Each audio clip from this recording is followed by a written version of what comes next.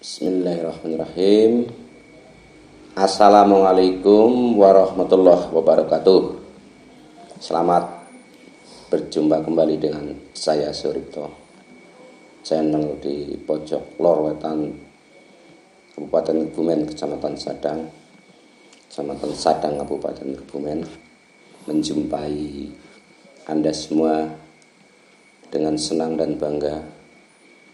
Kali ini kembali saya ingin berbagi pengetahuan yang sebagian mungkin sudah paham, tetapi salah satu bentuk kepedulian saya terhadap generasi muda yang mungkin hampir tidak menyukai atau bahkan sangat menurun kegemaran terhadap budaya yang sebetulnya sangat bagus, yaitu wayang. Wayang itu adalah gambaran dari kehidupan manusia, dicontohkan dalam karakternya wayang.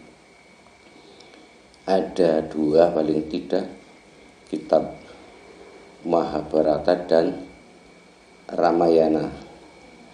Dalam kitab Mahabharata, titik puncaknya nanti di Brontoyudo, perang Brontoyudo antara Kurawa dan Pandowo, atau Astino dan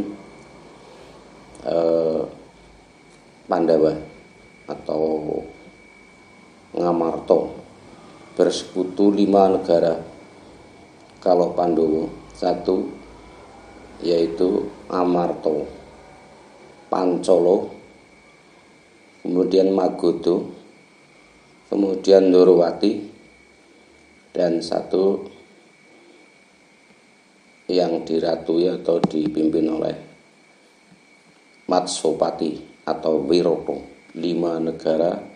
Nanti Kurawa, Astino memiliki bala serayan atau sekutu sejumlah 1000. Maka dalam video yang lalu saya cuplikan 3 suri teladan Karno itu bergabung dengan Kurawa yang dibantu oleh 1000 negara.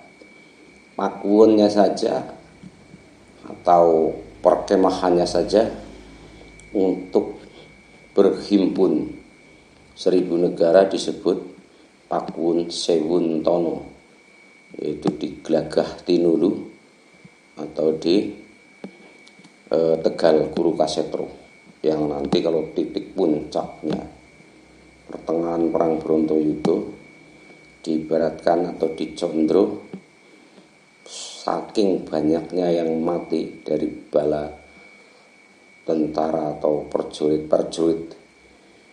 Hastinapura yang membela, itu saking banyaknya digambarkan sampai banjir getih, sarah bangke, ganggeng lumut, krikil untu. Ini berpuasan saking banyaknya yang, atau dengan istilah bahasa Indonesianya itu lewat batas banyaknya, sehingga sampai banjirnya saja darah. Sarah atau yang menghiasi banjir itu bangkai, kemudian pecahan kereta dan lain-lain. Diibaratkan krikilnya itu krikil untu atau gigi. Nah, itu tidak sampai ke sana. Secara singkat, untuk pengetahuan bersama, bahwa saya ingin mengelasifikasikan, mengelompokkan perang Brontoyudo menjadi, kalau sekali lagi saya ingin menyatakan bahwa rujukan saya dalam wayang ini, khususnya Brontoyudo, itu masih merujuk ke Dalang Timbul Hadi Prayitno, Timbul Hadi Prayitno dari Ngayogyakarta atau dari Jogja, yang memang menjadi rujukan dari pengetahuan wayang dari saya. Selain saya pernah membaca buku yaitu Tiga Suri Teladan dan beberapa rujukan dalang lain, tapi memang yang sangat dominan saya kepada dalang Timbul yang menurut saya masih tepat sekali kalau menjalankan atau memerankan kisah Perang Brontoyudo. Secara singkat versi dalang Timbul Perang Brontoyudo itu bisa disingkat menjadi 6 lakon atau tema besar. Yang pertama adalah Kresna Duta. Itu kalau versi dalang Timbul. Untuk Kresna Duta sendiri ini sudah sangat banyak yang mati, sangat ramai di dalamnya, termasuk matinya Resi Bisma atau Begawan Bisma, Resi Seto, Utara Wiratsongko, adiknya Seto, yang bersama-sama 3 bersaudara itu nanti mati menghadapi Bisma. Kemudian juga di situ kalau dalam lakon Kresna Duta versi Timbul, matinya Prabu Destorasto Sakrimbitan atau dengan Ibu Destorasto dan Ibu Gendari yang menurunkan Duryudono dan Kurowo yang jumlahnya 100. Ini mati nanti kajugrugan atau terhimpit oleh baluwerti atau tembok ketika Kresna Triwikromo, maka Kurowo nggak punya jalan, gempur tembok yang di situ adalah di balik gedung di tembok itu ada Prabu Destorasto dan Ibu Gendari, akhirnya sedo sakrimbitan atau mati berdua, yang dalam cerita di Condro lewat situlah para Kurawa lari dan diinjek-injek anaknya matinya Destorasto, diinjek-injek untuk lari para Kurowo. Ini singkat cerita satu dalam kisah Brontoyudo versi dalang Timbul. Ada golong atau tema besar yang pertama Kresna Duta. Di situ berembuk dan pada titik puncaknya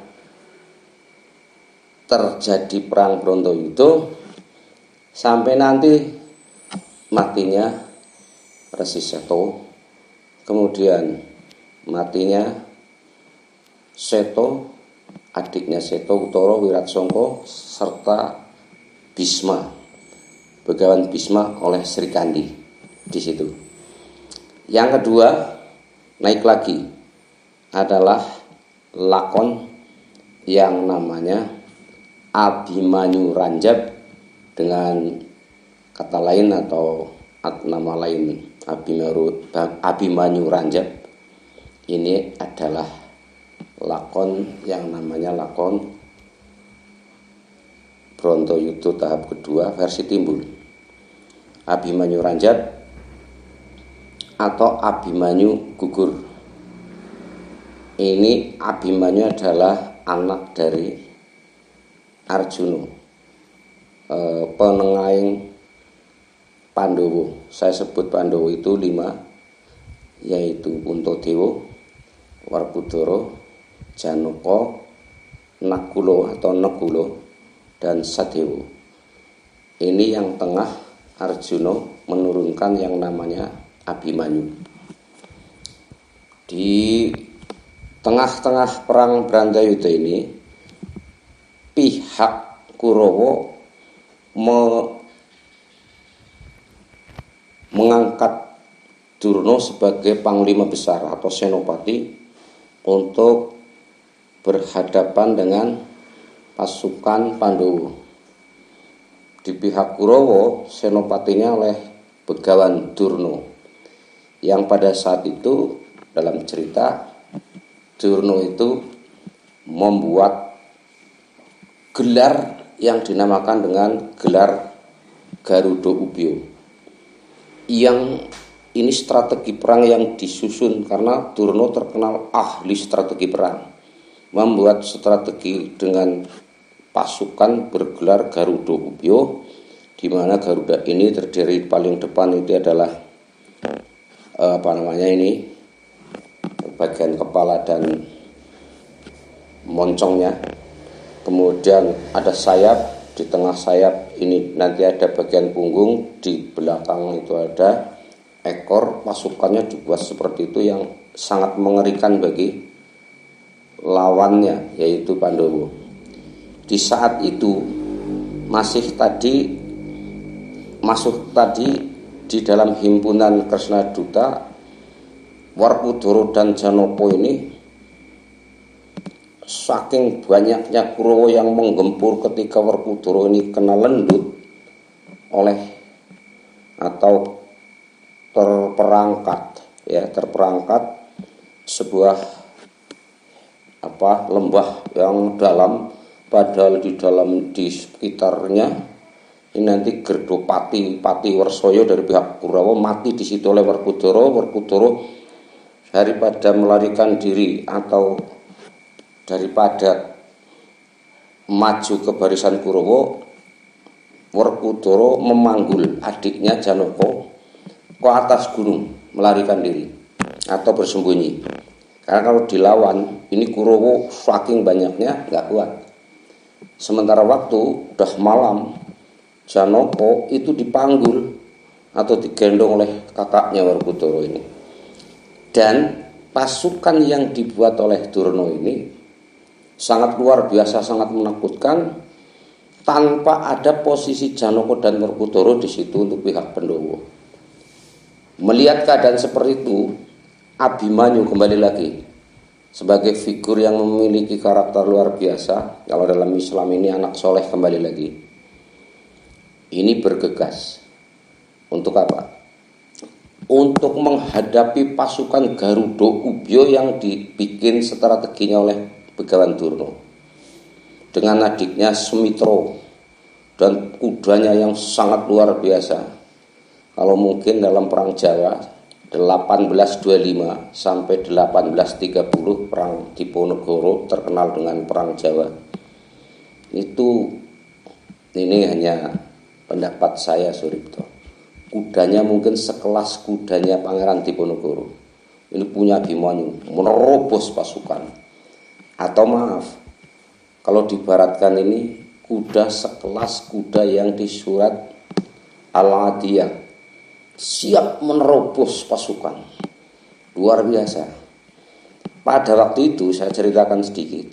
Karno masih berposisi di pasukan Kurawa. Dipati Karno karena memang hariannya senopati. Dan saat itu senopati negara Astina atau Kurawa belum mengangkat Karno sebagai senopati agung. Masih Durna, dan murid-muridnya Durna ini diajukan lebih awal, walaupun nanti mati semuanya muridnya Durna. Tetapi ini Karno berpihak pada bergabung di pasukan Kurawa yang sangat banyak, melihat Abimanyu anak adiknya Karno ini, salah satunya kan Arjuna, menurunkan Abimanyu. Ini enggak tego, atau dalam bahasa lain tidak sampai hati melihat kondisi betapa besar banyak pasukan Kurawa untuk menghancurkan. Sementara pepunden atau para sesepuh Ngamarta Pandhawa seperti Nakula dan Sedewa ini sedang di Pakuwun Randuwatangan, yang nggak pernah atau jarang sekali perang. Hanya di situ berdoa, berharap untuk kemenangan Pandhawa. Dan satu langkah lagi Kurawa ini berhasil meremas atau mematikan salah satu Pandhawa. Dalam perjanjian perang Brontoyuda salah satu mati dari anggota Pandhawa maka dianggap kalah. Seluruhnya sudah dianggap kalah. Dalam posisi seperti itu Abimanyu ini naik kuda adiknya supaya ikut menuntun kuda walaupun bisa lari sendiri. Tadi kembali lagi ke Karno dari kejauhan nggak sampai. Maksudnya Abimanyu ini digadang-gadang nanti kalau sudah selesai perang Brontoyuda akan jadi ratu. Karena memang yang dalam cerita lain nanti di Wahyu Widayat, dalam kisah lakon Wahyu Widayat itu lakon tumuruning Wijil Ratu.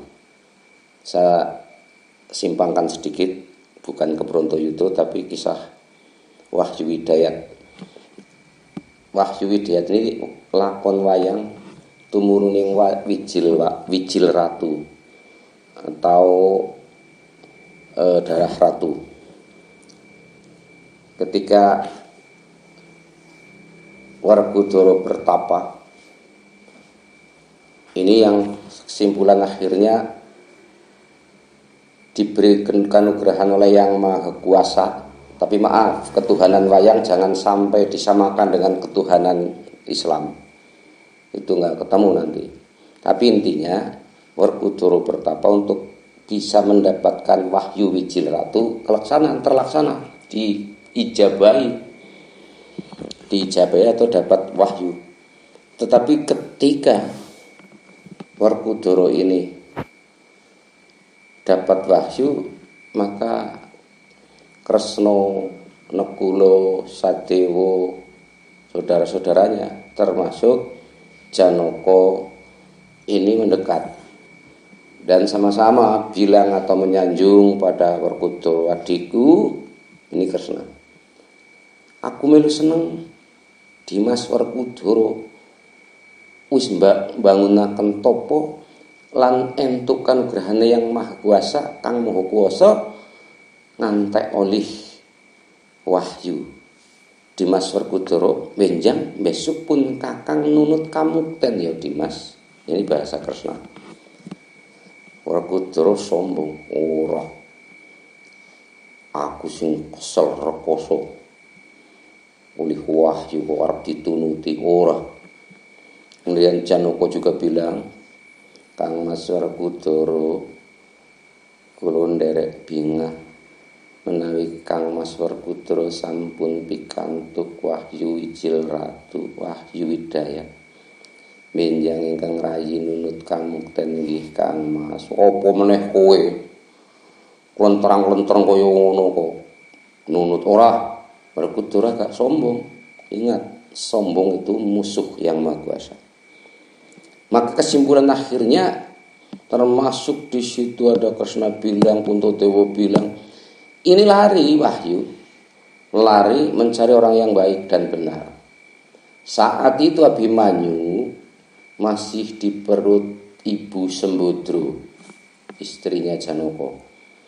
Dan disitulah Sembodro, karena wahyu ini akan menempel ke bayi yang sedang dikandung oleh Sembodro. Nah disitulah nanti Abimanyu yang dapat wahyu Wijil Ratu. Nah Werkudara tahu seperti itu, bahwa wahyu lepas dari dirinya dan masuk ke badannya yang dikandung oleh Sembodro. Maka ketika lahir atau melahirkan anak Sembodro ini, Werkudara yang memberi nama Abimanyu atau Bimanyu, yang artinya adalah anak Bima. Dan ini Abimanyu yang memiliki wahyu atau darah ratu. Dan kelak dewasa, tadi kembali lagi ke Abimanyu sudah dewasa dan sudah punya istri. Dua yang saya sebut di sini adalah yang sedang mengandung, namanya Utari. Tadi Utari ini anak dari ratu, yaitu Matswapati, yang memiliki putra putri yaitu Resi Seto, Utara, Wiratsangka, dan Utari.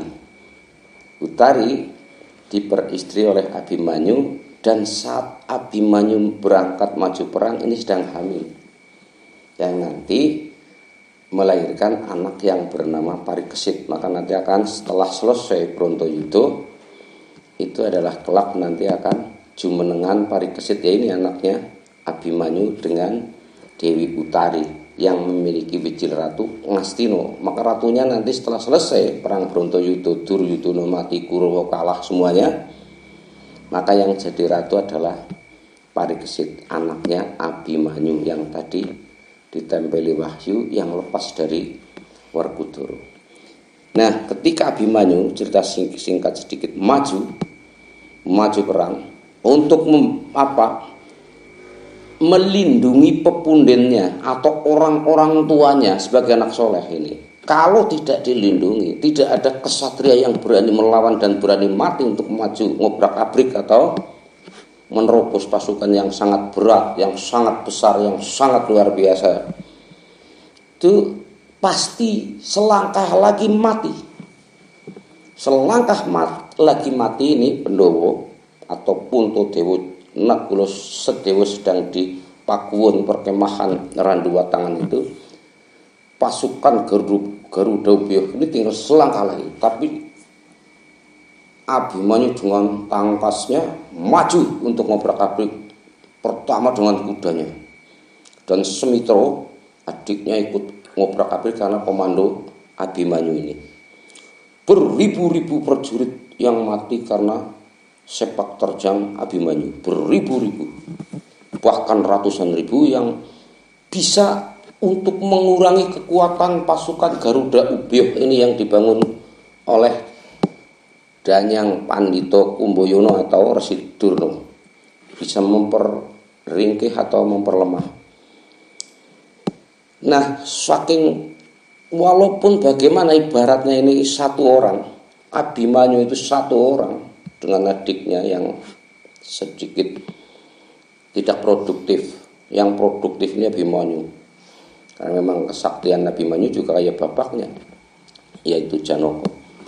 Nah, kemudian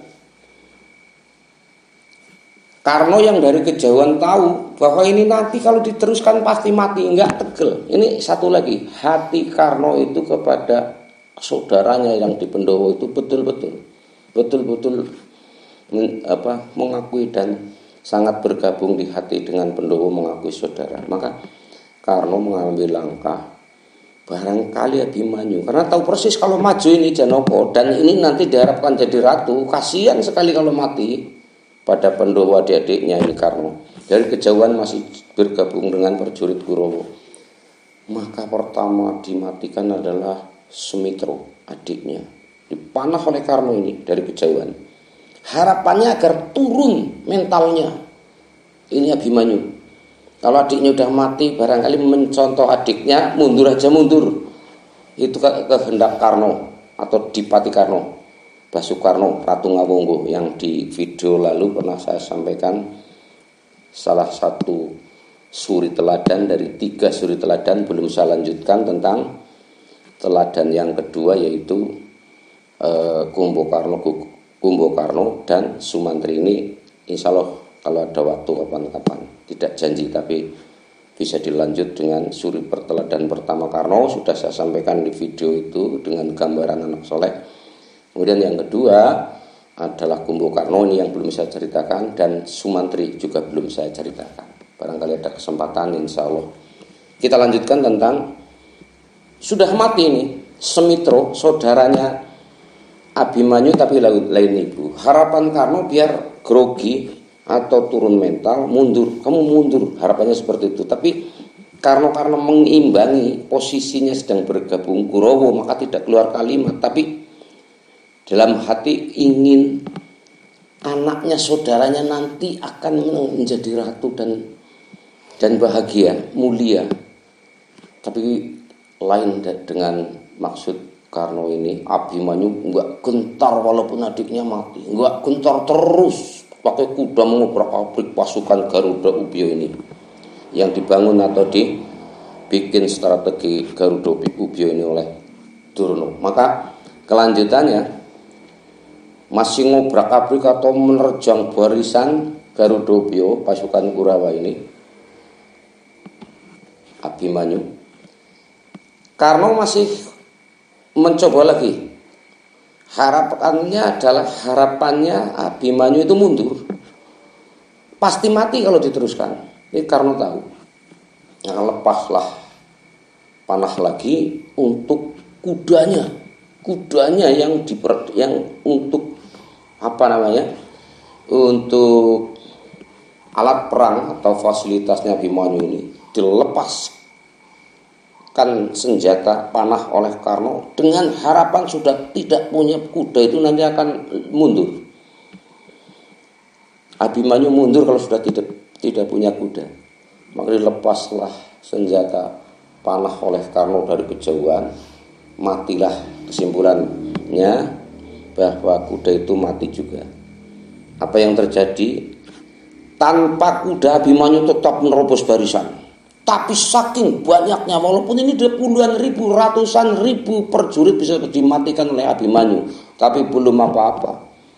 Masih sangat banyak pasukan, hanya sedikit saja menambah goyah, memperingkih saja dari pasukan Kurawa. Dan Abimanyu masuklah perangkap ke tengah-tengah Garudopio itu, yang sana sini semuanya prajurit sudah siap dengan panah. Nah, maka nanti karena udah masuk dan tanpa kuda tadi mati dipanah oleh Karno, Abimanyu menerobos barisan dengan jalan kaki. Masuklah ke perangkap yang dibikin oleh Danyang Pandita Durna atau Resi Durna, ya. Disitulah seluruh prajurit gabungan Kurawa itu melepaskan senjata, ranjab bahasanya, maka Abimanyu ranjab. Diranjab atau dipanahi bersama-sama ramai-ramai. Maka kalau dicondro Abimanyu lir landak ingkang tanpa doyo, terus nglumpruk atau tak berdaya, jatuhlah di situ karena berjuta-juta bisa dibilang panah yang masuk ke angganya atau badannya Abimanyu. Dan sebetulnya belum mati, walaupun sudah tidak bisa ngelawat atau berjalan, Abimanyu, datanglah anaknya Duryudono, Sarjokusumo, lakak-lakak guyon, seneng banget Abimanyu itu dianggap rival dalam beristri dan sebagainya, selalu kalah. Maka tertawa terbahak-bahak, senang akan memenggal kepalanya Abimanyu. Tapi ingat, Abimanyu masih dengar dan masih bisa senjatanya lari melepaskan, maksudnya lepas dari Abimanyu untuk menangkal, membunuh Sarjokusumo, dan Sarjokusumo mati saat itu. Tapi Abimanyu belum mati. Yang terakhir nanti memenggal kepalanya Abimanyu itu Jayajatra, Tumenggung Jayajatra atau Tirtanoto. Ini nanti ada cerita-cerita lain, yaitu masih saudaranya atau ari-arinya Werkudara. Ketika Werkudara lahir, ini jadilah manusia yang namanya Jayajatra, tapi bergabung ke Kurawa. Ini yang berhasil memenggal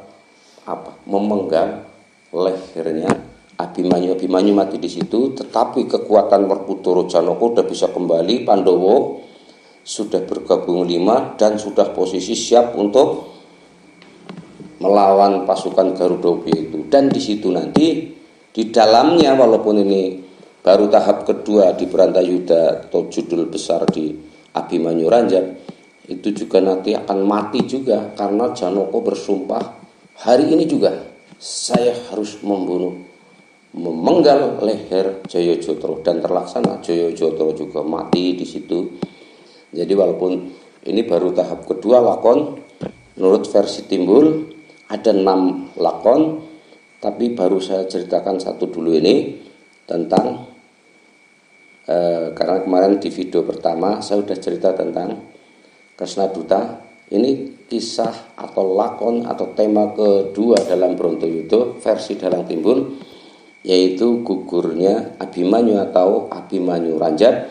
Di situ cerita sedikit tadi, yaitu kisah sedikit yang sudah saya sampaikan, karena membela para pepunden, sesepuh yang sangat dicintai, tidak peduli terhadap nyawanya sendiri, dan dia juga termasuk masih muda, istrinya baru hamil. Kalau pemuda kita, masyarakat kita, harapannya karakternya adalah memiliki jiwa-jiwa kesatria seperti Abimanyu dalam kisah wayang tadi, yang membela orang tuanya, peduli kepada negaranya, berani untuk mati demi orang tua dan negaranya, menghancurkan atau mengurangi kekuatan pasukan Kurawa yang sangat luar biasa yang disokong atau digelar oleh Durna yang memang terkenal dalam cerita ahli strategi perang. Ini sekelumit cerita tentang Abimanyu Ranjab atau Abimanyu Gugur dalam kisah wayang Brontoyudo. Dalam kisah wayang Brontoyudo, nama perangnya dinamakan Brontoyudo, kitabnya Mahabharata. Kalau Ramayana nanti nama perangnya lain, yaitu perang Giryantara. Ini sekelumit saja untuk pengetahuan.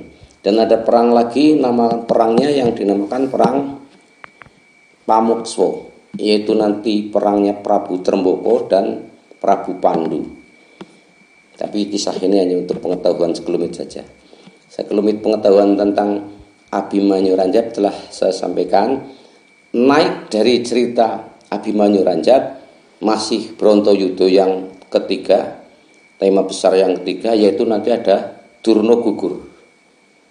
Saya tidak sampaikan, hanya judulnya saja, Durna Gugur. Naik lagi Gatotkaca Gugur, naik lagi Karna Tanding, naik lagi terakhir ini sudah Duryudana Gugur. Selesai kalau sudah Duryudana Gugur, di dalamnya juga nanti matinya Prabu Salya, di dalamnya juga matinya Patih Sengkuni. Itu terakhir Brontoyudo, yaitu Duryudana Gugur versi Dalang Timbul. Saya ulang lagi, versi Dalang Timbul Hadi Prayitno dalam melakukan atau mendalang atau mengisahkan Brontoyudo, 6 lakon atau 6 tema. Yang satu adalah Kresnaduta, keduanya adalah Abimanyu Ranjab atau Abimanyu Gugur, ketiga adalah Durna Gugur, keempat adalah Gatotkaca Gugur, kelima adalah Karna Tanding, dan yang keenam atau terakhir adalah Duryudana Gugur. Sekelumit pengetahuan wayang ini dari saya, Suripto. Pasti kalau ada banyak kekurangan, kesalahan, mohon maaf, dan selalu berharap menunggu saran kritik dari semuanya.